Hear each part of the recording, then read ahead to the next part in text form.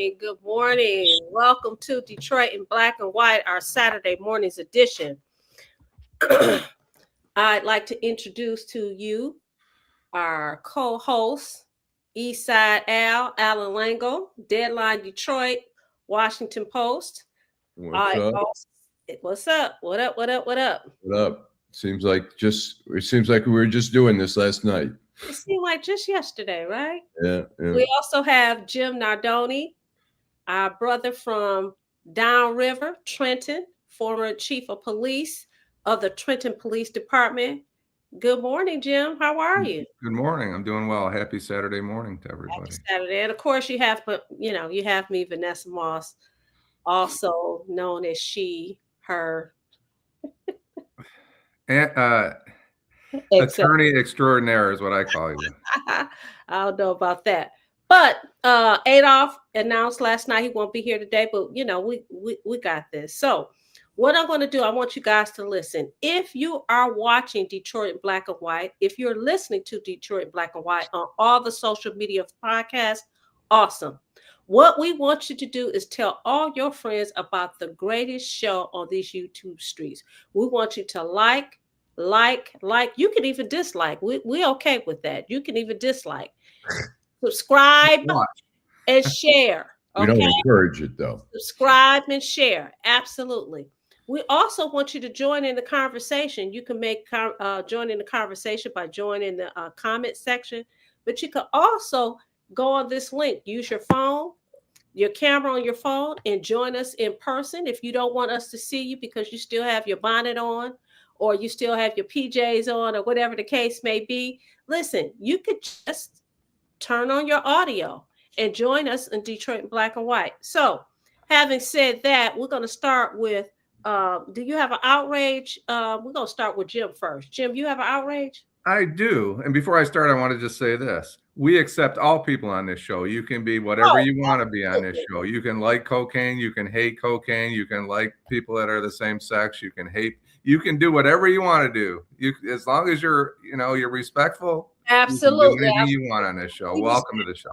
That's right. You got to be respectful. Absolutely. So I received a text from one of our longtime viewers, and I'll say she was a she. I wish she would come on and talk to us because she's a brilliant young lady that has a lot of experience. But she brought up to me again the Kathleen Ryan, who was a probate judge in Oakland County Court. Oh, yes. She said this is her outrage, and I wish she would do it, but I'm going to do it because she's not here. But she talked about Kathleen Ryan has been off the bench. She's a probate judge in Oakland County. She's been off the bench for 15 months. She she calls herself a new racist. And I mean, this is a little bit of an older story, but it's an important story. She made comments about Black people, comments that I think she said in England, if you're a Black person, you're okay. If you're in the United States, you're lazy. Here it is. You're a lazy piece of, this or that. And my question, Heather Catallo did this story. If you're an American Black person, then you're a effing lazy piece of. From England, if you're Black from any other country, you're doing way better. You effing Black, C, looks like C something, a 4-letter word. I know what that means. I'm so proud, or I'm so peed off at Black Lives Matter, Me Too movement, all the bullshit. Oh my God, F you, basically. And here's the question. She's been getting paid probably by the state of Michigan if she's a probate judge in Oakland County. Is that right, Vanessa? Absolutely. Yep. For 15 months. And she has a pension probably if she's been a judge for 13 years from the state of Michigan. I guess my question to the viewers and my question to the two of you and the government, if we'll call it the government, the state of Michigan, is why can't they pull her pension? If a police officer does something to violate the public trust, his pension can be at risk. So my question is, why isn't this she's been a judge for 13 years with these beliefs. They should try and yank her pension. That's where I'm at. And she should never, ever see the inside of a courtroom again. So is there something new with the story, or is this just something you? No, what's new with the story is this, Allan. there was this point filed with the Judicial Tenure Commission. With the Judicial Tenure Commission, it's just like court. You have your defense attorney, you have the prosecutor, basically, and they go at it. And the court has to make a decision whether or not you're going to be suspended, there's some censure, or whether or not you're going to be removed from the bench.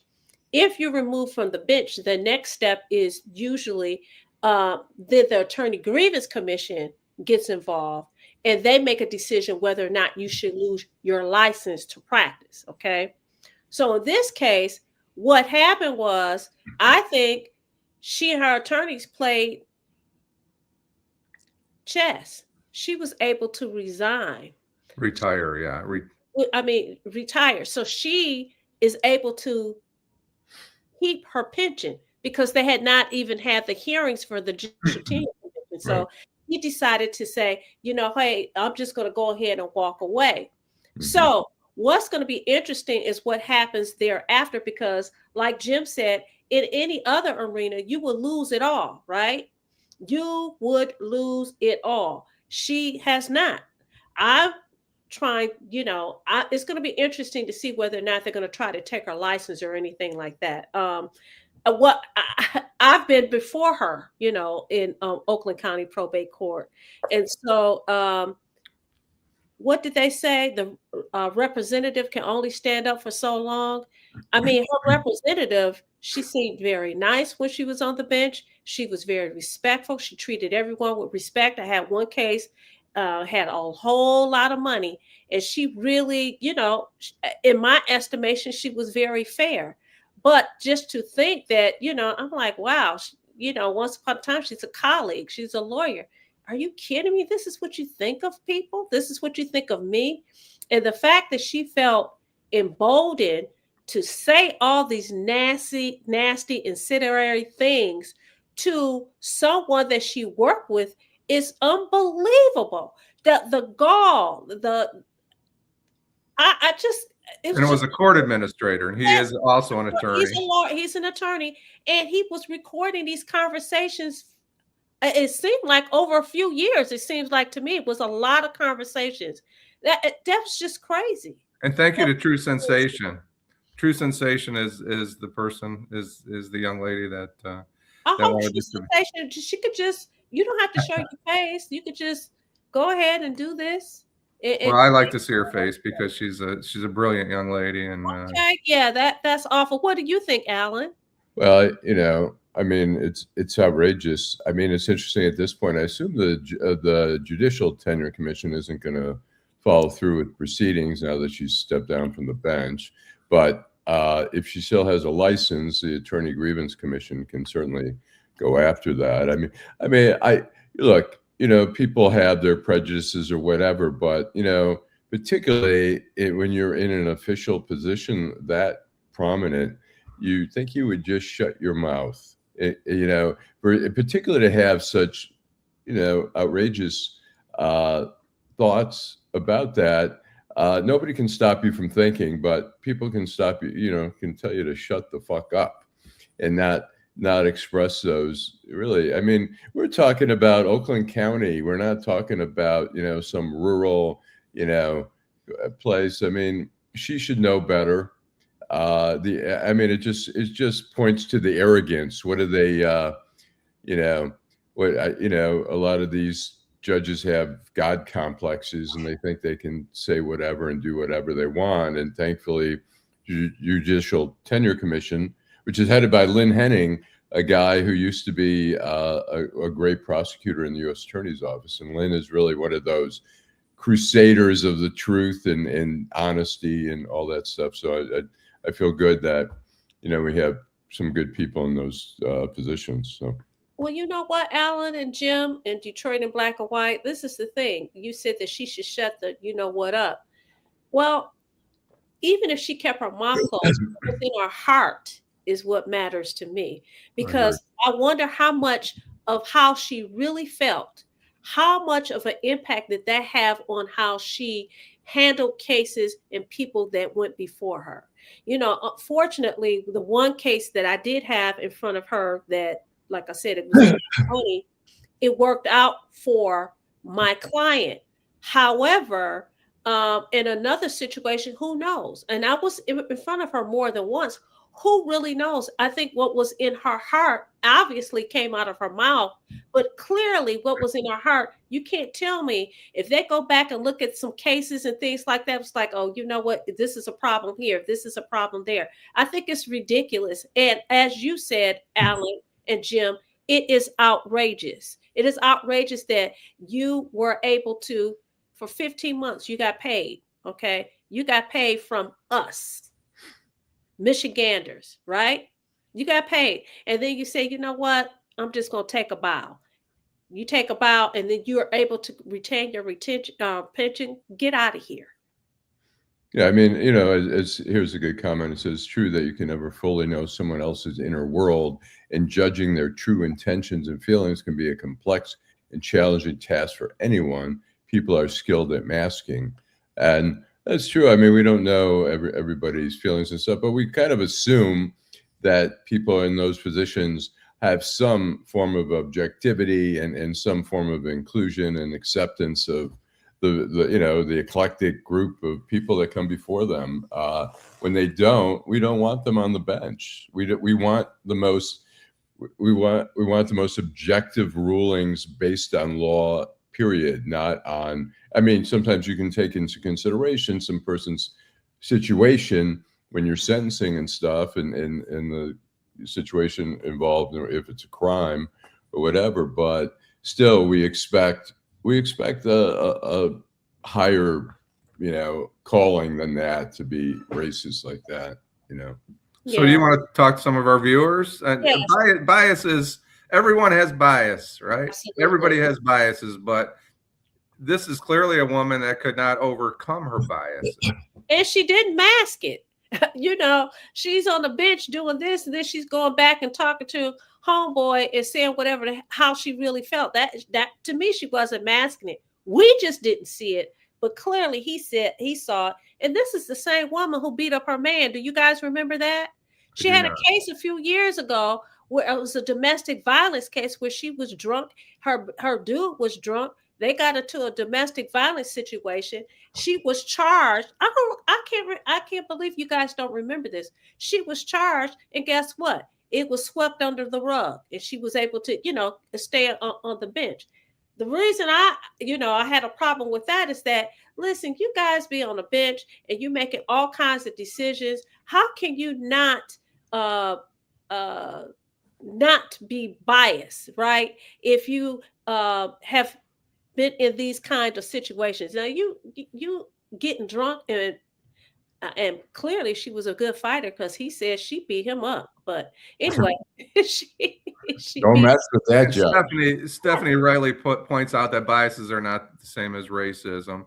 I guess maybe I softened the blow a little bit, but she clearly has biases, and she's a racist. I think she's. Well, she said it. Thank you for your comment. Right, and she's a racist because she said it. This is nothing that anybody perceived. This came out of her mouth.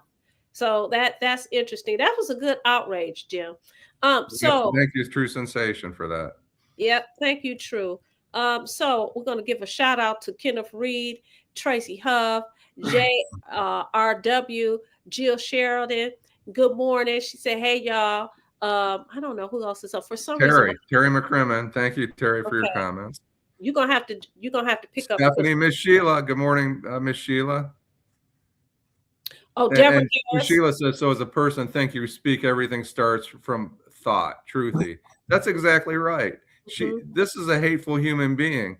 I don't, you know what? They've already given her pay for 15 months. She does not deserve a pension from the state of Michigan. She has been covering her racism. We'll call it racism, Stephanie, for 13 years on the bench. She can be nice when she walks in the courtroom. Good morning. How's everybody? All this bull. But she's clearly a racist. She admits it. She's a self-proclaimed racist. She does not deserve a pension from the state of Michigan. She does not. We have Steve Fays, who is really upset with some judges at 36th District Court. Says resign now. Judge Ruth Ann Garrett, Judge McConaughey, landlord tenant division, arrest everyone at Trot Law. Trot usually handles all of the foreclosures in the state of Michigan, but in particularly in Oakland County. They have some in Wayne County as well. They also talk about the 8th precinct for Detroit Police Department for stealing white people's homes by evicting dead people. Then give the house to Detroit Land Bank. Oh, okay. So they're mad at everybody. That's interesting. I think we need to maybe do a little research on some of that stuff. Thank you, Steve. Mr. 1213 says, I try not to be surprised what people hide in their hearts. True Sensation says that she remembers the case with the DV case. And mind you, that DV case with the judge was like a year or two before this came out. So you're arrested on DV.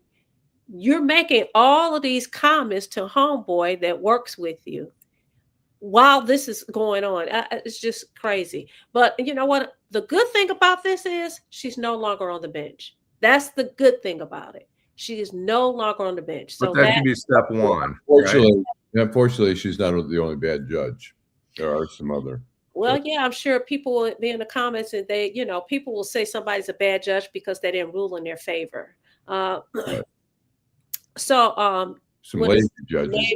Bias, that's just simply racist, is what And J. Ross says she beat up her man. This judge was gangster. Laugh out loud. Yeah, she beat up her dude. She beat him up. So what is your outrage, Allan? My outrage, I was watching a video. I see a million videos on Facebook now, these little reels. They had Jesse Ventura, the former governor of Minnesota, who's a former Navy SEAL. And he was talking about military presence in our city. And he's saying that he had been to a lot of third world countries as a Navy SEAL. And he says, you know what? The common thing is you see in those third world countries is the military is ruling the streets with long guns and intimidation. And he said, that's what we're seeing here. And, to go back to our interview the other day with Mike Cox, who was very forthright and, but very cavalier about the National Guard presence. I agree. I mean, look, America has been too tolerant of crime for too long, and particularly in the cities where homicides are usually too high, whatever they are.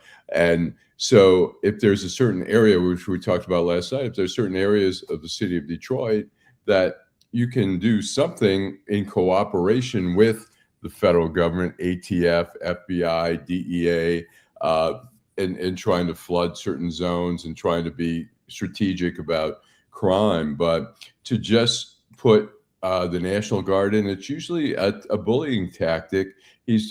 Trump has been sending it to states where he doesn't like the governor usually. And it's, I don't know. I think we have to be careful and not be so cavalier about saying, yeah, we'll take whatever help we can get. We don't need the National Guard here. I saw when I was in Washington doing a story for the Washington Post, they used to have, and I don't know if it was just every Friday or something, the National Guard would come out to a certain street and put, like in a high crime area, put floodlights up for the night. Kids would be playing. It'd be great. You'd see like the crack dealers down at the end of the block kind of, fuming that their, business was getting screwed up on a Friday night, one of the busy crack nights.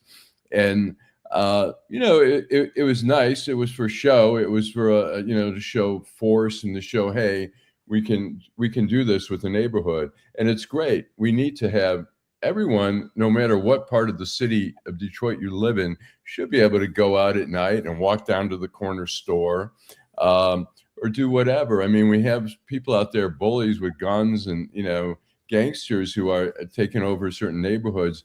That can't happen. But the National Guard is not the solution. They're not trained to be police officers.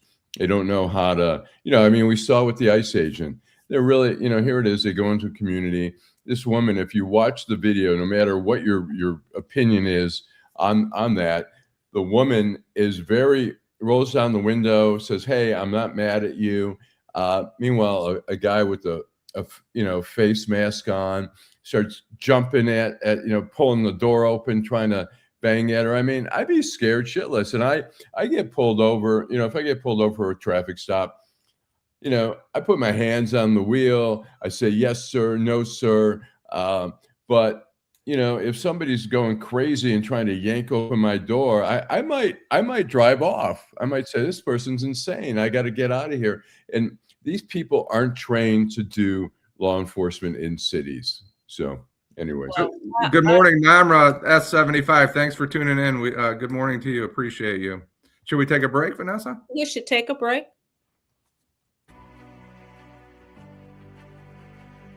Hi, I'm Eric Sabri, your Wayne County Treasurer. Are you living in the home of a deceased family member and you're facing property tax foreclosure, or maybe you know someone who's in the same situation? The probate process may be helpful to you. If you file a probate petition and notify our office, the foreclosure proceedings will be halted during the probate process. We have several nonprofit partners who have free attorneys who can assist you. Contact our office, 313-224-5990, or email us at taxinfo@waynecounty.com. Don't lose your family property. Some of these properties have been in the family for 4 or 5 generations. Contact us now. We're here to help.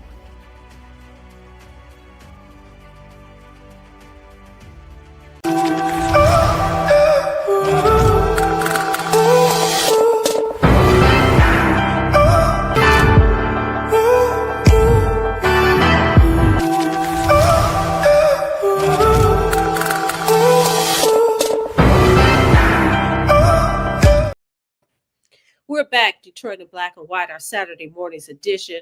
We want to thank everyone who has joined in the comments. We want to encourage you to join us. Use that link. Use the camera on your phone and join us in Detroit Black and White. I want to read a couple of comments. There's one comment that I find very interesting. This person, well, I'm going to say what they text, and then you guys can weigh in. He's weighing in on the judge in Oakland County that resigned. He says, that's how people really think. They think Black people are lazy, which they are. Shit. We know that everything the person say might be correct, and people hate the truth because the truth hurts. This is a Black man that made this comment. What do you have to say about that?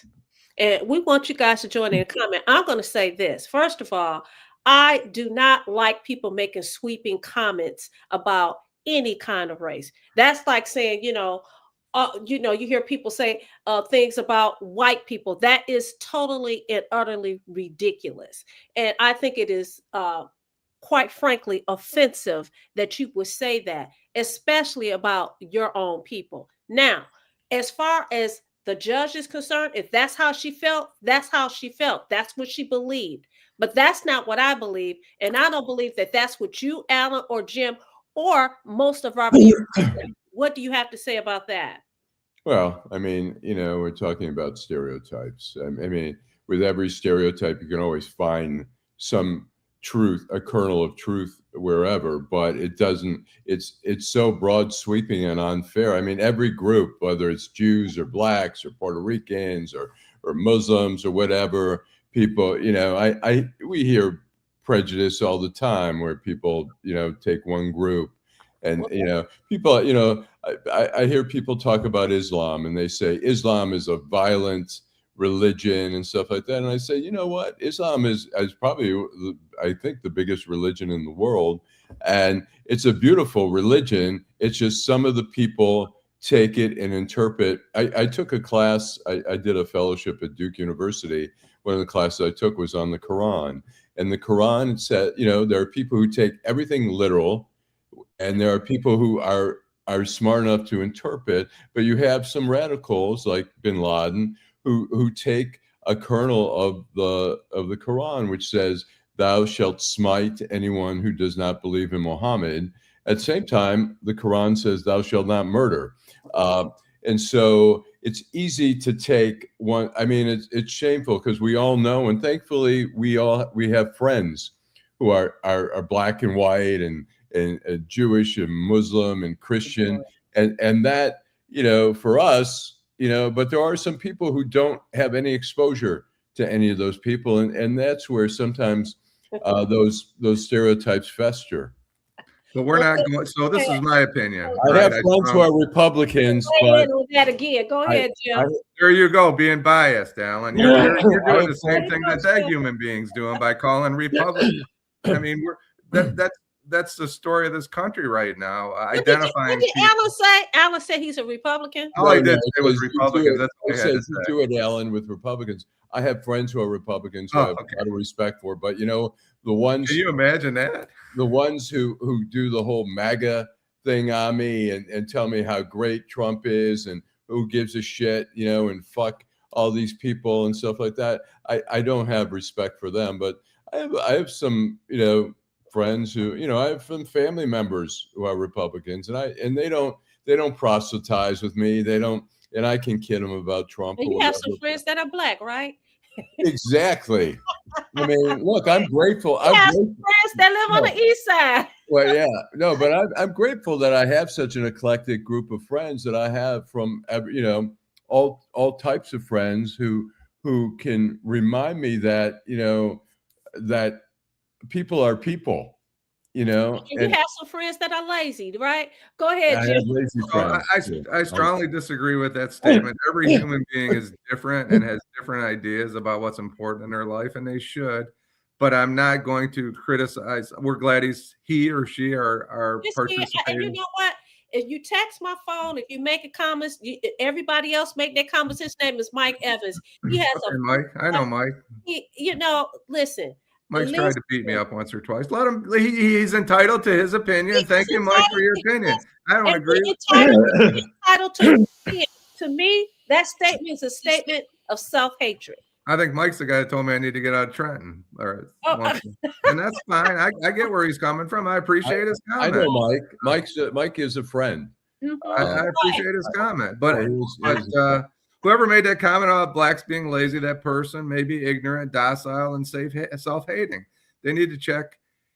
He could be a he. It's a he. I guess it's Mike. Needs to check his character and his own self-worth. What's a respect for mankind and yourself? So G Money Hollywood is going to bring it, and G Money Hollywood has his right to bring it, just like Stephanie Jackson has her right. He probably was lazy at one time in his life. He cares.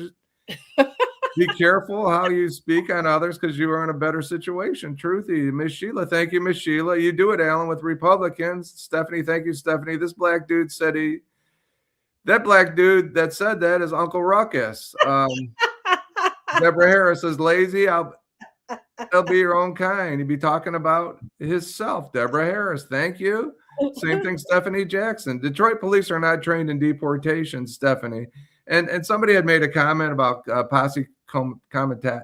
I have trouble saying comitatus, and they're absolutely right. It's the National Guard, which is completely different. They are authorized, typically under the governors, and that's a big issue over there in Minnesota. The governor's basically saying they work for me. The National Guard works for me, and he's absolutely correct. For one time in his life, Tim Walz is right about something. I think that's not a fair statement to make. Well, maybe that's my bias, but I think, going forward, I think Tim Walz and Keith Ellison worried about one thing, but I think in the next few years, they're going to have something else to worry about. I don't think that's a bias. I think that's probably a reality. As deep as they're into this fraud, I think they're going to have more important fish to fry. That's just a comment. So it said Namra says Esau Al won't touch it. Nessa and Jim butcher it. What's that? That is my name. Please use Google Translate. Okay. Sorry. Mara says black people are lazy. We built this lousy country. Can't be lazy doing that. We entertain this country. We are the soul of this raggedy country. Nothing lazy about us. Mike is self-hating. POS. I'm not going to say that. D. Hughes, good morning. Welcome back to Detroit Black and White. D. Hughes says the National Guard is for situations that are out of control. Drug dealing is out of control. Immigration is out of control. Good citizens stay out the way. Don't complain about what's bad if you're going to get in the way when action is taken to clean up. Shout out to Jim. See, I want to comment on that. You know what? I don't deny all those issues that, we do have some serious issues there, but the solution isn't to take the troops, just because the troops have a great visibility and stuff like that. They're not the most effective use. You know what it costs? It's costing $18 million a day to keep vessels and stuff out at sea near Venezuela. It's going to cost, up till now, it's cost the country like $600 million to do all that little bullshit. It's going to cost billions if we ever, we've taken over a country. We don't know what to do with it. There are solutions that need to be, we need to come up with, but the National Guard in this case is not the solution. I mean, when there was the 67 riot or rebellion, the city was out of control. The city was burning. People were getting shot left and right, including some cops who were probably going after some people and dumping them in the river. But, that's when you bring in the National Guard, when there's just total chaos. But there's a way to do this, and we have federal resources. We can, and the Detroit police have been working in cooperation with those agencies. If they need more help, they should ask for more help, not the National Guard. That's just my opinion. So quickly, all I'm coming up with is Herman backwards on Herman, Herman. So maybe it's Herman? Maybe. Jim, right. You have a question. Jim, are you implying Keith Ellison is involved in fraud?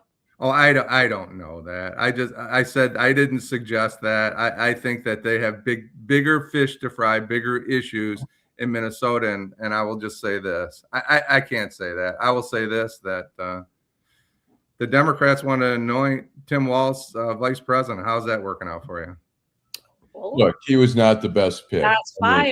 I will say, look, Kamala Harris ended up, I thought the last month of the campaign, she finally figured it out, but she wasn't the best candidate. Tim Walz was not. She picked him because he was going to be deferential to her, and he ended up being kind of a goofy guy. He's not a bad guy. He's not an evil guy. He's kind of goofy, and he wouldn't have been the best vice president, but we've had goofy vice presidents before, Dan Quayle and some others. So I don't, it's not unusual. Had some goofy presidents. I agree. Thank you for calling me out. Right now, the goofy. Thank you for calling me out. I'm not saying he was involved in anything. I don't know. We've had some goofy presidents, more than one. Yeah. Terry McCrimmon says the National Guard are our sons and daughters, uncles and aunties. They are us. Stephanie Jackson says if the Dems were in charge, it would be acceptable. D. Hughes says we'll get it back and lower gas prices and commerce. Jill Sheridan says the money that the BBB, the Big Beautiful Bill, has given to ICE should have been used for education and healthcare. You also have Kenneth Powell. Good morning, Kenneth. Thank you so much for joining us. We've missed you the last couple of days. He says salutes to all the gods and goddesses. He's asking everyone to like, share. I'm going to say like, share, subscribe. Like, share, subscribe. Miss Sheila says he's easy to control. Jay says, yes, Tim Walz gives off goofy vibes. The Dems should have ran a quick primary since no one liked Kamala. So I'm going to get to my outrage. I didn't get a chance to talk about it last week. I'm not sure if you guys saw that there was a protest over at Renaissance High School because there was there's an assistant principal there who was accused by over 18 young ladies of sexual abuse. True story. When I went to go visit my son last month in December, I'm on the plane. You guys know how friendly I am. So I see this guy and he has on some regalia, and I recognize that he's a member of a certain organization. And so we started talking, and he indicated that he was the assistant principal at Renaissance High. He told me that he worked at Cass and that he was at Renaissance. Well, 5 weeks later, it's not even 5 weeks later, this is the same guy that is accused of sexually abusing 18 girls or more. And one of the young ladies was his niece. Oh my And God. so here again, we have somebody who, like the judge that has just resigned, he's off work with pay pending an investigation. I tell people all the time that schools, sports, coaches, and things like that, that is where predators hide. They love to hide in places where they can have easy prey. In And so plain it's sight. not shocking. It's not shocking, but it is outrageous that this person was able to get away with this for years, and nobody listened to this young lady, right? That niece, because she's the one who sounded the alarm. But I think it is outrageous. We talk about how we want our kids educated, right? But we also need to talk about how we want our kids to be able to go to school and be safe. How many times have we talked about on this show in the last year about coaches coaching basketball? And there's one coach who used to coach at Renaissance High. I don't know if he's still in jail, or I don't know where his case is going now, but he's been accused more than once of sexually abusing kids. That is outrageous. That is maddening. That is sick. That is criminal. What do you guys have to say about that? I'll agree with you on that. I think the thing we have to be a little careful about is doing this broad sweeping thing and saying all these guys are hiding. I mean, what I'm trying to say is that there are, particularly males, coaches and teachers and stuff like that. It could, if the reputation gets out that this place is, you're just doing this. There are a lot of very, very decent teachers out there. And no, I'm just saying that I understand what you're saying, but at the same time, we have to be careful not to paint too broad a brush. Let me say this. If my implication was that all teachers, all coaches, all assistant principals, all people in education are predators, I retract that. I thought that the point that I was trying to make is this. Those type of people with that kind of mentality, they hide out in schools. Yeah. Okay. They hide out in areas where they can have full access to the prey, to their prey. Charles Pugh. Trying to make. We saw that with Charles Pugh being a mentor, for high school kids and taking advantage of that situation as well, So a couple comments. Jill Sheridan, the big beautiful bill has been given to ICE, should have been used for education and healthcare. I see that, Jill. Thank you. D. Hughes, the ticket is dead. I think she's talking about the vice president and the vice president, Kamala Harris and Tim Walz. Thank you for your comments. Thank you for joining us today. Kenneth Powell, you mentioned. Kenneth is one of our longtime viewers. Terry McCrimmon, ICE and the National Guard are not the same. Thank you, Terry. We can go into detail about that if you'd like, but let's face it, there's a concerted effort to battle law enforcement, and people have a right to peacefully protest. I don't want to get into the details of the case because I see people, whether it's ambulance chasers in Birmingham, Michigan, or whether it's retired FBI agents or journalists or people that work for ESPN, and none of us were there. Like I said on Wednesday, let the investigation happen. Anybody that's out there telling you that they know exactly what happened is absolutely wrong. I'm going to tell you that because your eyes may say something, but there's other things. There's measurement. There's direction of firearms. There's direction of tires. There's RPMs in a vehicle. An investigation did not take 11 seconds. This investigation will probably take months, and we'll get to the truth. I'll say this.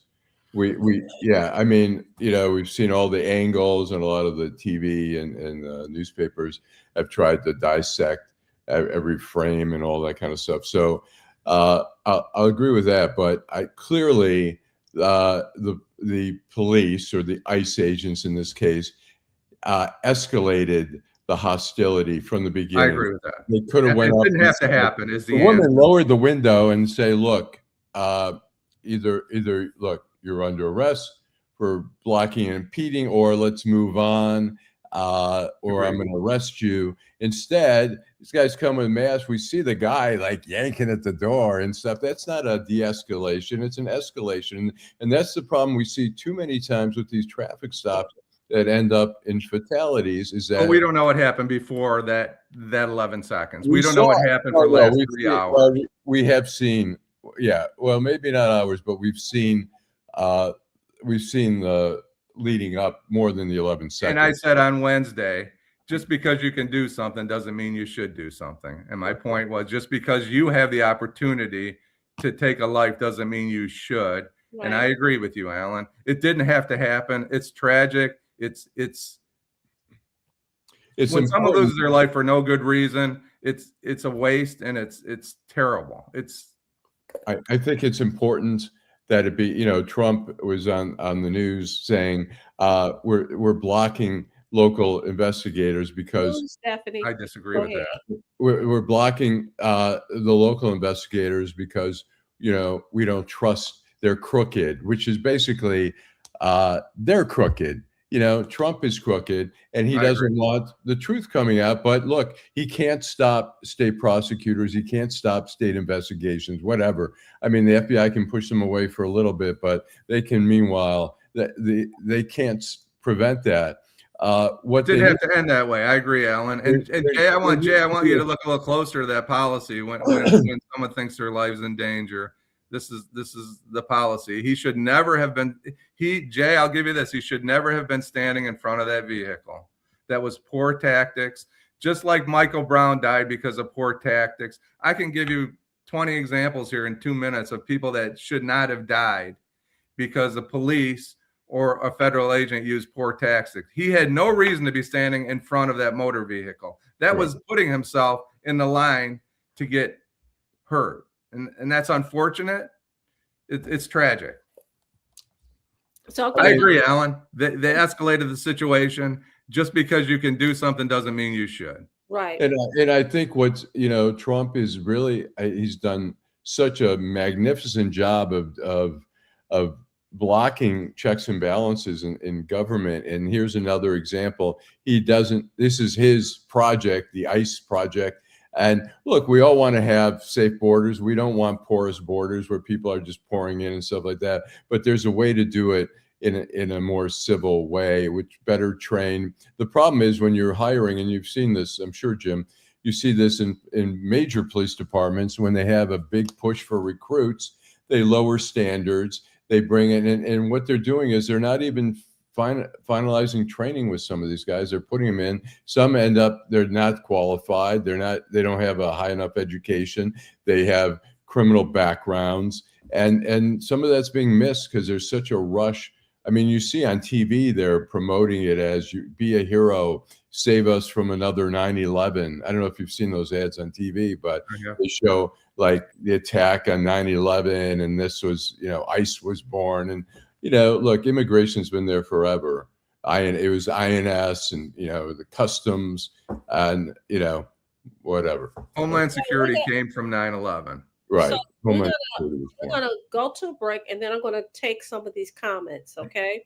Detroit in Black and White, our Saturday morning's edition. Hi, I'm Eric Sabri, your Wayne County Treasurer. If you're living in the home of a deceased family member and you're facing property tax foreclosure, the probate process can be helpful to you. If you file a probate petition and notify our office, the foreclosure proceedings will be halted during the probate process. Contact us at 313-224-5990 or email us at taxinfo@waynecounty.com. We're here to help.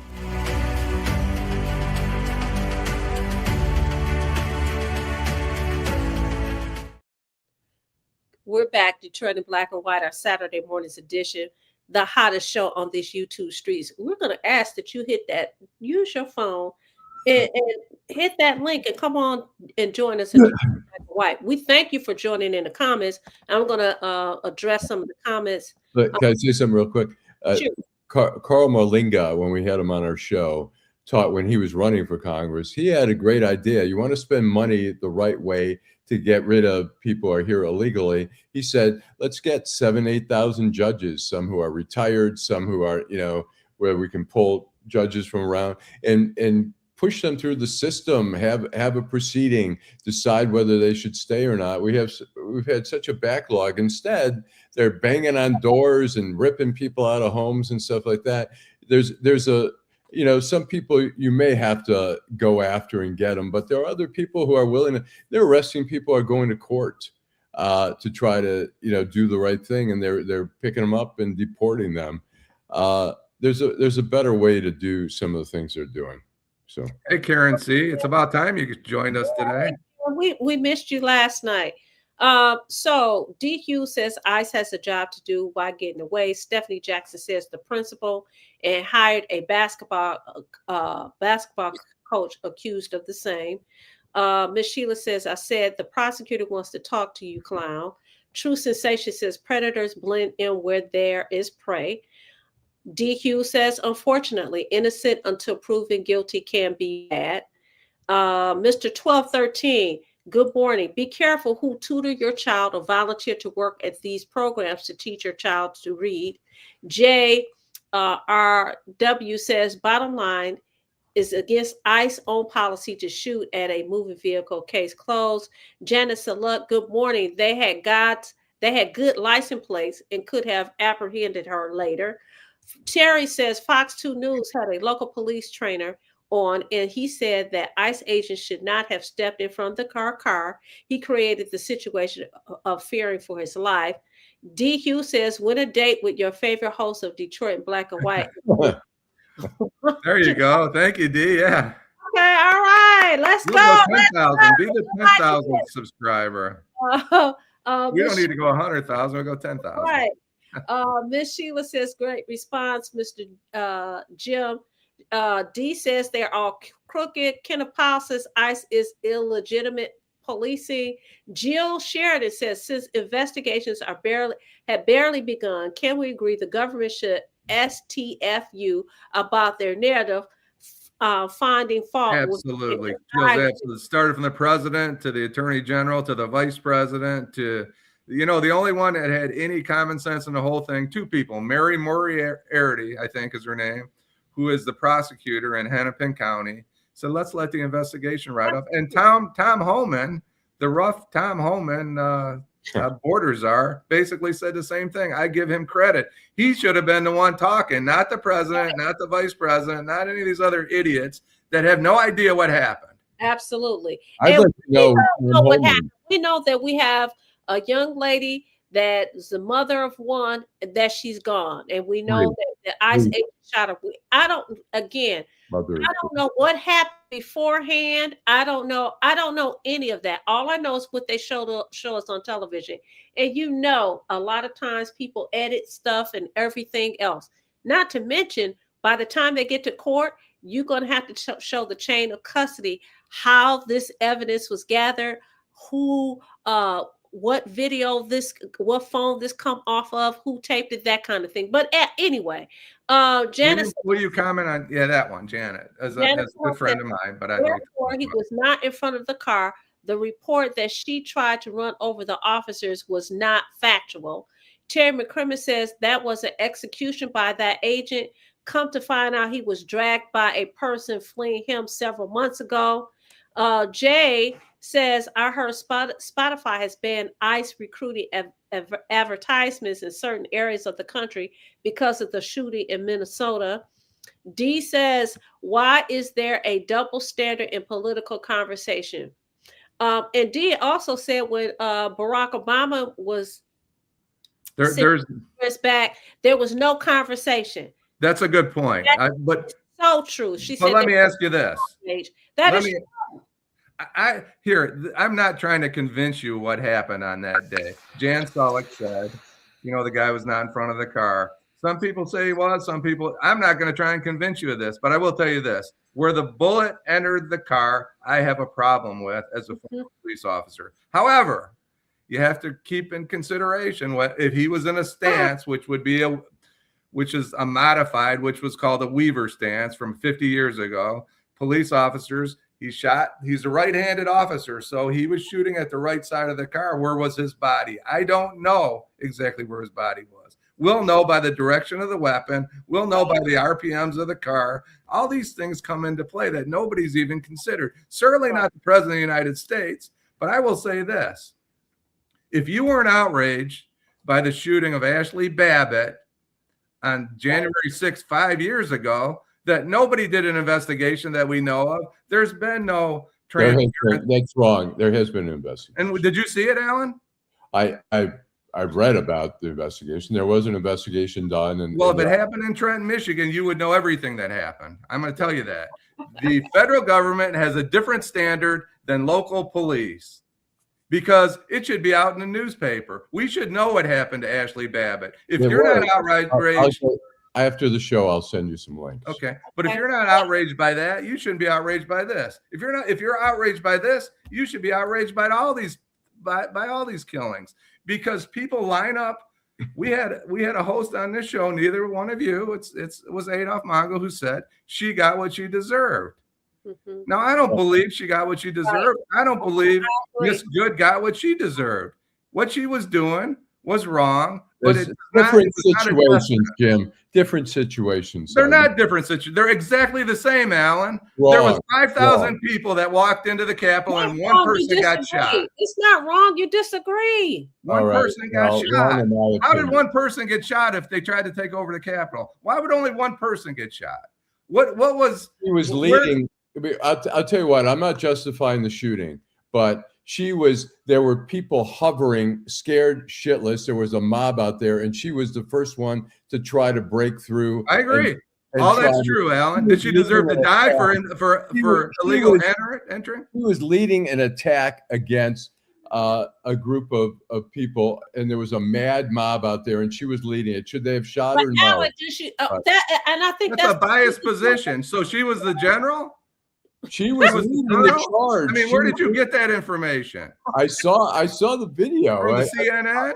So she climbed through a window. CNN. I saw what she did. She climbed through a window and she died because of it. Illegal entry is typically a misdemeanor. No, you know what? Difference? No, there was a mob there. They were beating up people. They were beating up people? They were beating. She wasn't. But why didn't they shoot the people that were beating people up? Why did they shoot her? Well, we know why. Everybody knows what happened. They were tasked with protecting Congress, and she was going to lead the mob to try. There was people talking about killing Nancy Pelosi. They had staff members hiding in their offices. People were scared shitless. Nobody was scared shitless with this woman the other day. That's your opinion. The only person that was scared shitless was the woman who got shot. When you say nobody was scared shitless with that lady who was shot the other day, if you believe the reports that this guy was dragged by someone a couple of months, he may have PTSD. We have no idea. He might have been working. You don't know. You're making these statements and you don't know. We won't know. Okay, until the investigation is done, and if there's any charges, then we will know. But right now, we don't know. I'm going to go to some of these. We know some things. We see an escalation of the situation. She rolls down the window, very casually says, "Look, I'm not mad at you." Her wife says, "Look, you've got our license plate. We're not going to change it. Basically, you know where to find us." And it's a fairly low key thing, and this guy comes ramming, trying to yank her door open and basically say, "I'm going to throw you to the fucking ground when I drag your ass out of the car." And she's like, "I'm scared." And so the officer in DC feared for his life, but you are positive, absolutely positive that this guy didn't fear for his life. Yeah. How did you come to that conclusion? Listen, you're not in his head. You're not in his heart. You don't have the experience. We don't know. Political bias. They're both useful idiots. Don't know. Ashli Babbitt was a useful idiot for Donald Trump, and this young lady, sadly, was a useful idiot for the left. I think Ashli Babbitt was a useful idiit for the right. It's tragic because they were used by the political. We're talking about bad policing, and she's a useful idiot. I'm talking about what she was out there doing, Allan. Just the same thing as Ashli Babbitt was convinced. that she was making a difference. Agents who are acting like the Gestapo out there. Listen. It's usually Adolf and I, and then the other side is Allan and Jim. So it's Allan and Jim this morning that's going back and forth. Listen, I want to go to some of these comments. D asks, why is there a double standard in political conversations? Janet Saluk says the ICE officers were not following their training if they were trained at all. Jill Sheridan says Allan is right. More immigration judges were needed, but Trump's administration fired many. Karen Winston says shot her with deadly intention. Stephanie says the bullet was in the front window. Jill says the feds trying to keep the state out of the investigation is a problem. Sorry, but I don't trust them to not hold evidence back. I agree with Jill. I agree with you wholeheartedly, Jill. Terry McCrimmon says, why is that Barbie Christie known in charge of Homeland Security? Ashli Babbitt was acting a fool, and she was a terrorist. Absolutely, Jay. You're absolutely right. Who was violently attacking the Capitol. Mr. Jim, thanks for your professional point of view, your experience. That's from Miss Sheila. Stephanie Jackson says, I think it should have been handled differently. There was an attack. Terry McCrimmon says, didn't she try and climb through a window to get at the Congress people? Talk about Ashli Babbitt. You got women fighting over you, Jim. D Hughes tells Miss Sheila to back up off of you. Mr. 1213 says, what are the procedures to protecting members of the House when someone tried to enter the House to do harm? One officer fired her 1 round. One officer out of all the police officers that were on Capitol Hill that day, 1 officer fired a round, and you're not asking why, right, Allan? Because they killed a rightist, illegal entry person. So 1 officer out of how many officers were working in the Capitol that day? 600, 700, 800. 1 officer fired a round. 1 officer feared for his life out of 800. Can I read you a press release? This is from 20 to April. From who? Nancy Pelosi? This is from the Justice Department.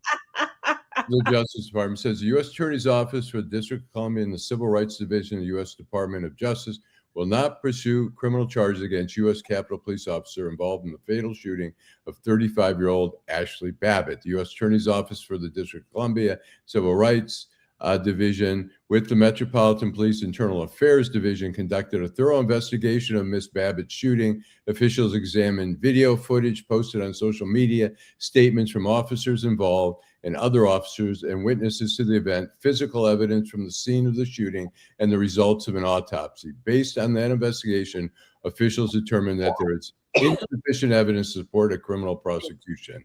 Now, you can debate that. It doesn't mean they're right, but it was investigated. So you can't say that there was no investigation done. So I'm going to take a few of these last few comments because we're getting ready to hit up against the hour. Hazel Park, Taekwondo, thank you so much for joining. We've missed you. They said that his life was not of imminent danger. The vehicle was turning away from him.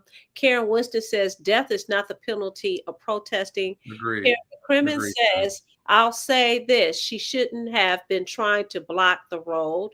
Kenneth Powell says, where are them Epstein files? Jim, Jay says, Jim, there is no whataboutism with this. Ashli Babbitt and the Minnesota shootings were different situations. Absolutely. My question is, why are people outraged? Because it aligns with their political beliefs. That's really my point here. You're outraged when it happens to somebody that's fighting ICE, but you're not outraged when somebody illegally enters. Why are people outraged about the 2 people that were murdered in Detroit yesterday, or the 3 people that were?